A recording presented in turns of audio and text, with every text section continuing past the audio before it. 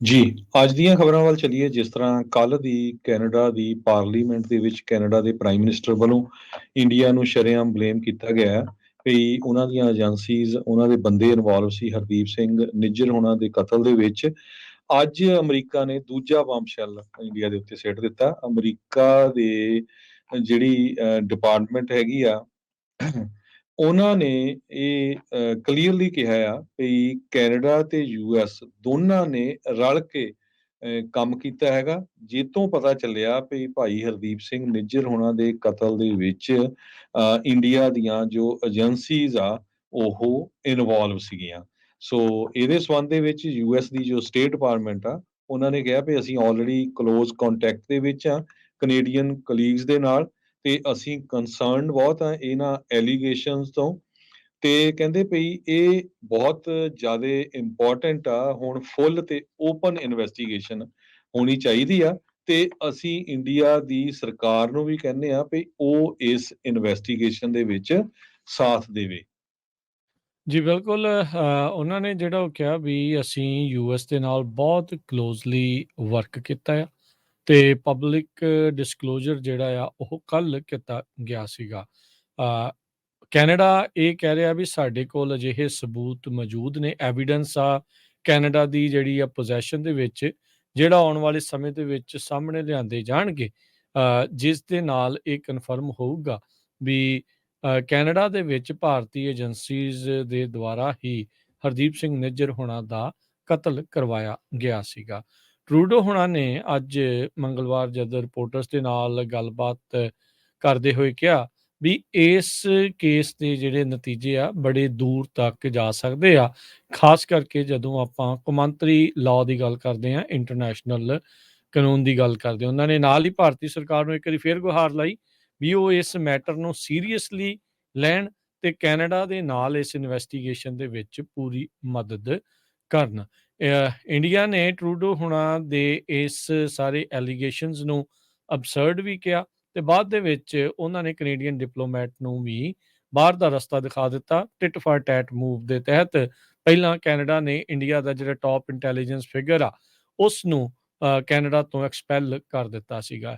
ਇਹ ਜਿਹੜਾ ਪਵਨ ਕੁਮਾਰ ਰਾਏ, ਜਿਸ ਦਾ ਨਾਮ ਹੀ ਆ ਰਿਹਾ ਰਾਅ ਦਾ ਜਿਹੜਾ ਏਜੰਟ ਆ, ਉਸ ਦੇ ਬਾਰੇ ਹਰਜੋਤ ਸਿੰਘ ਜੀ ਹੁਣ ਕਾਫੀ ਕੁਝ ਨਵੀਆਂ ਚੀਜ਼ਾਂ ਜੀ ਜਿਹੜੀਆਂ ਉਹ ਪਤਾ ਬਿਲਕੁਲ, ਲੱਗ ਪਵਨ ਰਹੀਆਂ ਆ। ਕੁਮਾਰ ਰਾਏ ਜੋ ਰਿਸਰਚ ਐਨਾਲਿਸਿਸ ਵਿੰਗ ਦਾ ਕੈਨੇਡਾ ਦੇ ਵਿੱਚ ਜਿਸ ਹੈਡ ਸੀ, ਜਿਸ ਨੂੰ ਐਕਸਪੈਲ ਕੀਤਾ ਗਿਆ ਕਿਉਂਕਿ ਉਹਦੇ ਕੋਲ ਡਿਪਲੋਮੈਟਿਕ ਪਾਸਪੋਰਟ ਸੀ।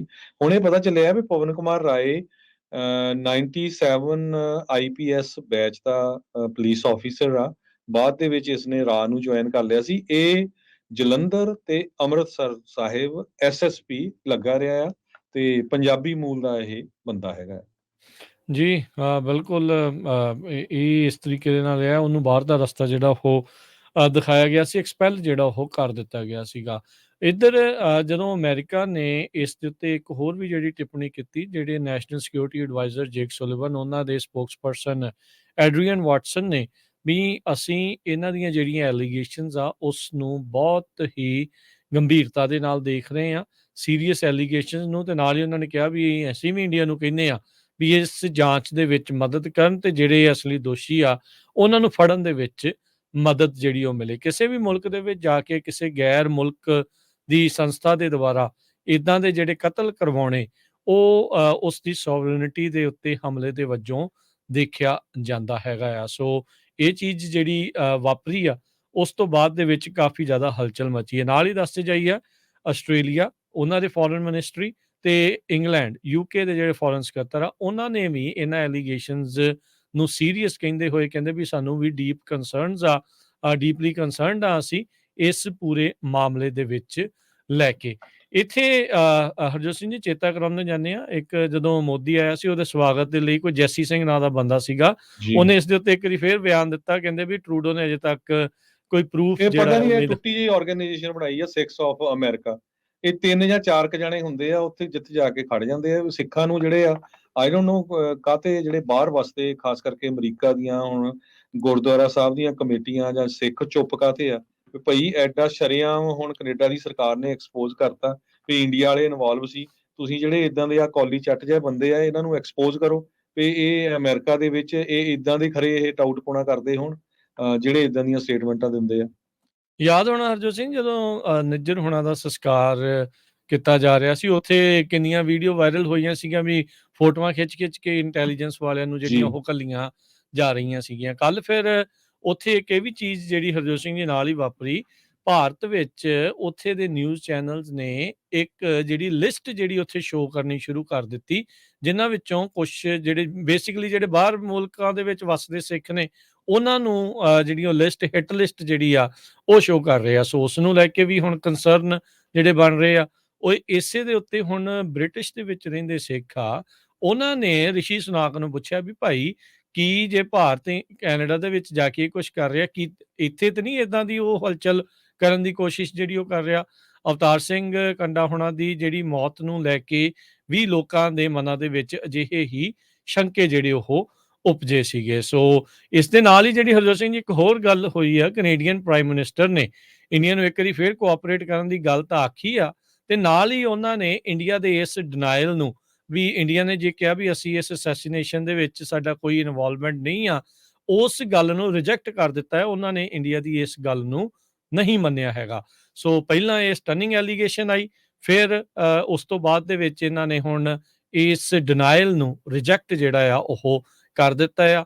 ਅਮਰੀਕਾ ਇਸ ਦੇ ਵਿੱਚ ਜਿਹੜਾ ਉਹ ਸਾਥ ਦੇ ਰਿਹਾ ਹੈਗਾ ਆ। ਸੋ ਆਸਟ੍ਰੇਲੀਆ ਵੀ ਨਾਲ ਜਿਹੜਾ ਇਸ ਦੇ ਵਿੱਚ ਲੱਗ ਰਿਹਾ। ਸੋ G5 ਮੁਲਕਾਂ ਦੇ ਨਾਲ ਹੋਰ ਜਿਹੜੀਆਂ ਵੱਡੀਆਂ ਕੰਟਰੀਜ਼ ਕਹਿ ਸਕਦੇ ਹਾਂ, ਉਹਨਾਂ ਦੇ ਨਾਲ ਇਸ ਟਾਈਮ ਭੇੜ ਜਿਹੜਾ ਉਹ ਬਣਿਆ ਪਿਆ। ਇੰਡੀਆ ਦੇ ਨਾਲ ਜਿਹੜੀ ਚੱਲ ਰਹੀ ਟ੍ਰੇਡ ਦੀ ਗੱਲਬਾਤ ਆ, ਉਹ ਆਲਰੇਡੀ ਠੰਡੇ ਬਸਤੇ ਦੇ ਵਿੱਚ ਪੈ ਚੁੱਕੀ ਆ। ਕੈਨੇਡਾ ਦੇ ਨਾਲ ਜਿਹੜੀ ਇਹ ਚੀਜ਼ ਹੋਣੀ ਸੀਗੀ। ਸੋ ਹੁਣ ਦੇਖੋ ਅੱਗੇ ਇਸ ਪੂਰੇ ਮਾਮਲੇ ਦੇ ਵਿੱਚ ਕੀ ਜਿਹੜਾ ਉਹ ਬਣਦਾ ਹੈਗਾ ਆ। ਦਿੱਲੀ ਵਾਲੇ ਇੰਡੀਆ ਬੇਸਿਕਲੀ ਕਈ ਵਾਰ ਕੈਨੇਡਾ ਨੂੰ ਉਹਨਾਂ ਨੇ ਇਹ ਕਿਹਾ ਆ ਵੀ ਜਿਹਨੇ ਵੀ ਖਾਲਿਸਤਾਨ ਦੀ ਗੱਲ ਕਰਦੇ ਆ ਜਾਂ ਸਿੱਖ ਆਪਣੀ ਜਿਹੜੀ ਗੱਲ ਕਰਦੇ ਆ, ਉਹਨਾਂ ਨੂੰ ਐਂਟੀ ਇੰਡੀਅਨ ਐਲੀਮੈਂਟ ਦੇ ਤੌਰ ਦੇ ਉੱਤੇ ਪੇਸ਼ ਕਰਕੇ ਕਈ ਵਾਰੀ ਉਹਨਾਂ ਨੇ ਕਿਹਾ ਵੀ ਇਹਨਾਂ ਦੇ ਉੱਤੇ ਤੁਸੀਂ ਨੱਥ ਪਾਓ, ਜਿਸ ਦੇ ਉੱਤੇ ਬਾਰ-ਬਾਰ ਟਰੂਡੋ ਹੋਣਾ ਨੇ ਤੇ ਕੈਨੇਡਾ ਦੀ ਸਰਕਾਰ ਨੇ ਇਹ ਕਿਹਾ ਆ ਵੀ ਸਾਡੇ ਭਾਈ ਇੱਥੇ ਵਿਚਾਰਾਂ ਦੀ ਖੁੱਲ੍ਹ ਆ ਤੇ ਇਦਾਂ ਹੀ ਚੱਲਦੀ ਰਹੇਗੀ।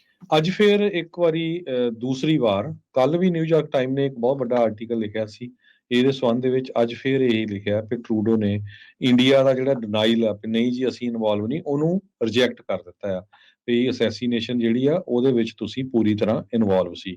ਹੁਣ ਇੱਕ ਕੈਨੇਡਾ ਦੇ ਗਵਰਨਮੈਂਟ ਆਫੀਸ਼ੀਅਲ ਆ, ਉਹਨਾਂ ਨੇ ਨਿਊਯਾਰਕ ਟਾਈਮ ਦੇ ਨਾਲ ਗੱਲਬਾਤ ਕਰਦੇ ਹੋਏ ਕਿਹਾ ਵੀ ਜੋ ਇੰਟੈਲੀਜੈਂਸ ਗੈਦਰ ਹੋਈ ਆ, ਇਹ ਇਕੱਲਾ ਕੈਨੇਡਾ ਜਾਂ ਅਮਰੀਕਾ ਨਹੀਂ, ਮਲਟੀਪਲ ਕੰਟਰੀਜ਼ ਇਹਦੇ ਵਿੱਚ ਇਨਵੋਲਵ ਸੀ। Canada is a member of so called five eyes ਦਾ ਮੈਂਬਰ ਆ, ਇੱਕ ਇੰਟੈਲੀਜੈਂਸ ਅਲਾਇੰਸ ਆ। ਇਹਨਾਂ ਦੇ ਵਿੱਚ ਯੂਨਾਈਟਿਡ ਸਟੇਟਸ ਆ, ਬ੍ਰਿਟੇਨ ਆ, ਆਸਟ੍ਰੇਲੀਆ ਹੈਗਾ। ਕੈਨੇਡੀਅਨ ਸਿਕਿਉਰਿਟੀ ਏਜੰਸੀਜ਼ ਤੇ ਜੋ ਪੁਲਿਸ ਆ, ਉਹ ਇਸ ਕਿਲਿੰਗ ਦੀ ਇਨਵੈਸਟੀਗੇਸ਼ਨ ਕਰ ਰਹੇ ਹੈਗੇ ਆ। ਸੋ ਉਹਨਾਂ ਨੇ ਏਦਾਂ ਨਹੀਂ ਗੱਲਬਾਤ ਕੀਤੀ ਹੈਗੀ। ਇਹਦੇ ਸੰਬੰਧ ਦੇ ਵਿੱਚ ਹੁਣ ਕਹਿੰਦੇ ਆ ਵੀ ਕੱਲਾ ਕੈਨੇਡਾ ਤੇ ਇੰਡੀਆ ਦੇ ਰਿਲੇਸ਼ਨ ਤਾਂ ਖਰਾਬ ਹੋਣੇ ਹੀ ਹੋਣੇ ਆ, ਹੋਏ ਗਏ ਆ। ਅਮਰੀਕਾ ਦੇ ਜਿਹੜੇ ਰਿਲੇਸ਼ਨ ਦੇ ਉੱਤੇ ਵੀ ਬਹੁਤ ਬੁਰਾ ਅਸਰ ਪੈਣ ਜਾ ਰਿਹਾ ਹੈ, ਕਿਉਂਕਿ ਅਮਰੀਕਾ ਦਾ ਕਲੋਜ਼ੈਸਟ ਐਲਾਈ ਕੈਨੇਡਾ ਹੈਗਾ, ਨਾਲੇ ਗੁਆਂਢੀ ਮੁਲਕ ਆ।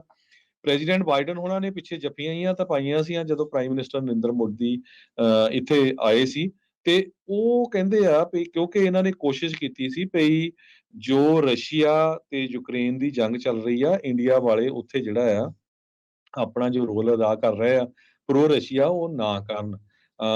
ਕਿਸੇ ਤਰ੍ਹਾਂ ਇਹ ਉਹਨਾਂ ਨੂੰ ਮਨਾਉਣ ਦੇ ਵਿੱਚ ਕੋਸ਼ਿਸ਼ ਕਰ ਰਹੇ ਸੀ। ਪਰ ਜੋ ਹੁਣ ਨਵੀਂ ਖਬਰ ਆਈ ਹੈਗੀ ਆ, ਇਹਦੇ ਨਾਲ ਕਹਿੰਦੇ ਭਈ ਇਹਦੇ ਉੱਤੇ ਵੀ ਬਹੁਤ ਵੱਡਾ ਅਸਰ ਪੈਣ ਜਾ ਰਿਹਾ ਹੈ। ਸੋ ਬਹੁਤ ਸਾਰੇ ਜੋ ਇੰਡੀਆ ਦਾ ਮੀਡੀਆ ਆ, ਉਹ ਜੋ ਉੱਥੇ ਗੋਦੀ ਮੀਡੀਆ ਦਾ ਪ੍ਰਚਾਰ ਹੁੰਦਾ ਹੀ ਹੁੰਦਾ ਆ।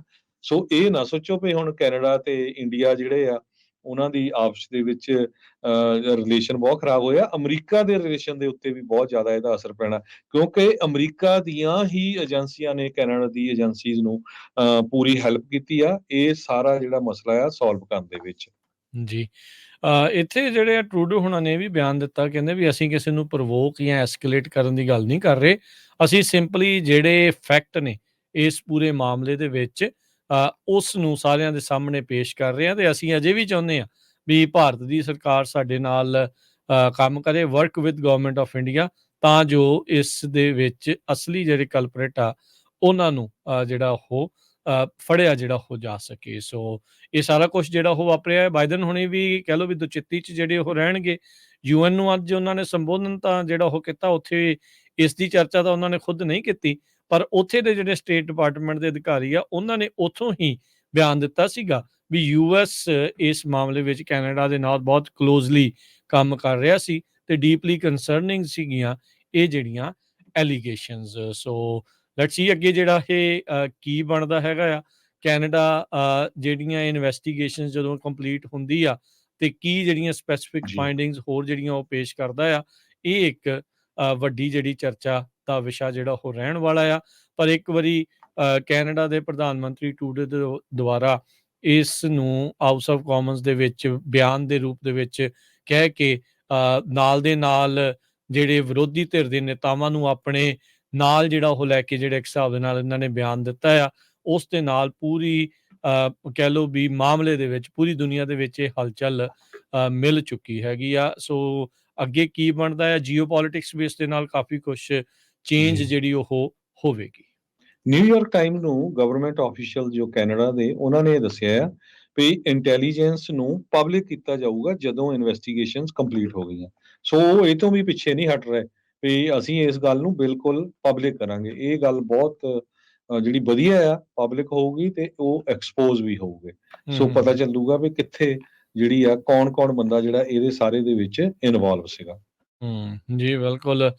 ਬਾਈਡਨ ਹੁਣੀ ਇੰਡੀਆ ਨੂੰ ਵੈਸੇ ਕਲੋਜ਼ ਜਿਹੜਾ ਉਹ ਜ਼ਰੂਰ ਰੱਖਣਾ ਚਾਹੁੰਦੇ, ਕਿਉਂਕਿ ਚਾਈਨਾ ਦੇ ਉਲਟ ਇੱਕ ਨਾ ਇੱਕ ਜਿਹੜਾ ਉਹ ਐਲਾਈ ਬਣਾਉਣਾ ਚਾਹੁੰਦੇ ਆ।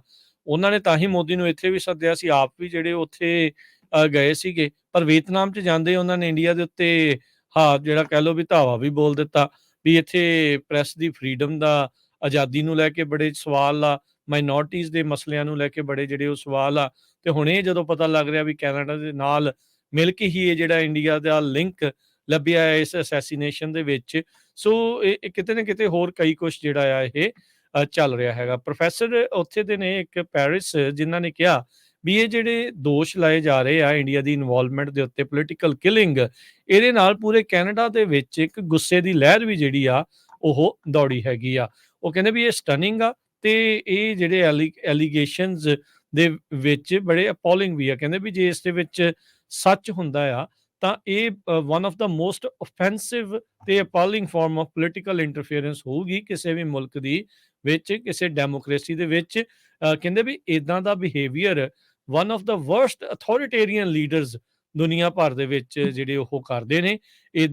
ਅਜਿਹੇ ਟਾਈਮ ਦੇ ਉੱਤੇ ਜਿਹੜੀਆਂ ਫੇਲਡ ਸਟੇਟਸ, ਨਾਰਥ ਕੋਰੀਆ ਵਰਗੇ ਜਾਂ ਨਾਲ ਦੇ ਨਾਲ ਰੂਸ ਵਰਗੇ ਜਿਹੜੇ ਆਉਂਦੇ ਆ, ਜਿਹੜੇ ਬਾਹਰਲੇ ਮੁਲਕਾਂ 'ਚ ਜਿਹੜੇ ਉਹਨਾਂ ਦੇ ਡਿਸੈਂਡੈਂਟ ਹੁੰਦੇ, ਉਹਨਾਂ ਦੇ ਉਲਟ ਬੋਲਣ ਵਾਲਿਆਂ ਨੂੰ ਮਰਵਾ ਦਿੰਦੇ ਆ। ਸੋ ਇਸ ਦੇ ਵਿੱਚ ਇਹ ਜਿਹੜੀਆਂ ਚੀਜ਼ਾਂ ਹਰਜੋਤ ਸਿੰਘ ਜੀ ਇਸ ਟਾਈਮ ਸਾਹਮਣੇ ਆਈਆਂ ਆ, ਇਹ ਮਸਲਾ ਇੱਕ ਵਾਰੀ ਫੇਰ ਉੱਭਰ ਕੇ ਸਾਹਮਣੇ ਆਇਆ। ਉੱਦਾਂ ਇਸ ਪੂਰੇ ਮਾਮਲੇ ਦੇ ਵਿੱਚ ਜਿਹੜਾ ਖਾਲਿਸਤਾਨ ਰੈਫਰੈਂਡਮ, ਇਹ ਸਾਰੀਆਂ ਚੀਜ਼ਾਂ, ਹੋਰ ਬਹੁਤ ਸਾਰੀਆਂ ਚੀਜ਼ਾਂ, ਸਿੱਖਾਂ ਦੀ ਇਹ ਜਿਹੜੀ ਲਹਿਰ ਆ ਚੱਲਦੀ ਰਹੀ ਆ, ਕਿਸ ਤਰੀਕੇ ਦੇ ਨਾਲ ਵਿਦੋਸ਼ੀਆਂ ਨੂੰ ਮਾਰਿਆ ਗਿਆ ਉੱਥੇ, ਉਹ ਸਾਰੀਆਂ ਚੀਜ਼ਾਂ ਉੱਭਰ ਕੇ ਸਾਹਮਣੇ ਆ ਜੀ ਗਈਆਂ ਆ। ਤੇ ਸਾਰੇ ਕਾਸੇ 'ਚ ਇੱਕ ਗੁੱਡ ਚੀਜ਼ ਇਹ ਹੋਈ ਆ ਵੀ ਜਿੰਨਾ ਵੀ ਦੁਨੀਆ ਦਾ ਮੀਡੀਆ ਆ, ਜਿੰਨੇ ਵੀ ਦੁਨੀਆ ਦੇ ਮੇਜਰ ਟੀਵੀ ਆ, ਨਿਊਜ਼ਪੇਪਰਸ ਆ, ਉਹਨਾਂ ਨੇ ਸਿੱਖ ਐਕਟਿਵਿਸਟ, ਸਿੱਖ ਪ੍ਰੈਜ਼ੀਡੈਂਟ ਗੁਰਦੁਆਰਾ ਸਾਹਿਬ ਦਾ ਹਰਦੀਪ ਸਿੰਘ ਨਿੱਜਰ ਨੂੰ ਕਿਹਾ, ਜਿਸ ਤਰ੍ਹਾਂ ਦੀ ਹਮੇਸ਼ਾ ਹੀ ਜਿਹੜੀ ਆ ਇੰਡੀਆ ਦੀ ਸਰਕਾਰ ਸਿੱਖਾਂ ਨੂੰ ਅੱਤਵਾਦੀ ਦੱਸਦੀ ਰਹਿੰਦੀ ਆ, ਚਾਹੇ ਉਹ ਕਿਸਾਨ ਮੋਰਚੇ ਵੇਲੇ ਜਾਂ ਕੋਈ ਵੀ, ਜਦੋਂ ਵੀ ਤੁਸੀਂ ਆਪਣੀ ਹੱਕ ਦੀ ਗੱਲ ਕਰਦੇ ਆ